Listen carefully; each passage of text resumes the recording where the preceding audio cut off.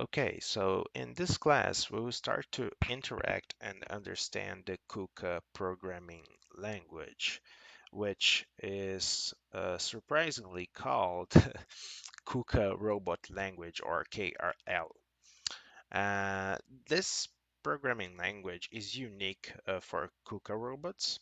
Okay, so if you use different robot manufacturers, they will use a different language to program the robot. A code that runs on Fanuc will not run on Kukan or ABB. It is not, unfortunately, a global standard. And in KUKA is KRL. Here we have a code example, okay, where we have movements to specific points like P2 and P4. We will see with more details what these lines, these instructions means later on the course, but there are some ways to program a KUKA robot. In my opinion, KUKA is one of the best robots for the developers because, for example, we have cool resources like this simulator that I'm using here. It is possible to integrate a bunch of different things. They even have an educational robot who was originally developed actually by Orange Apps. And those are pretty cool robots that are miniatures of a real manipulator, and the program you run on them can be executed in a real manipulator. So the way to configure and program is actually the same, but it's much smaller and easier to handle.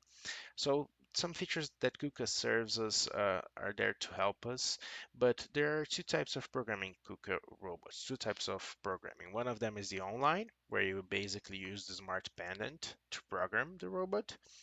And the other type of programming is the offline programming, where you can use a process and robot simulation to test everything beforehand.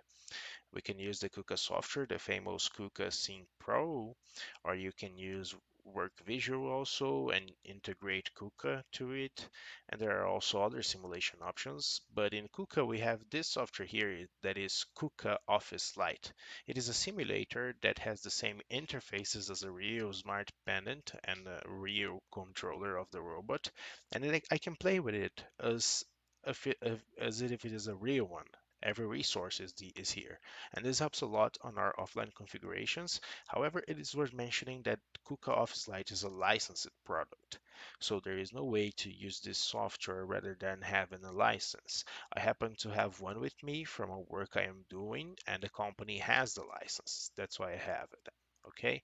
But those are the options that we have for programming.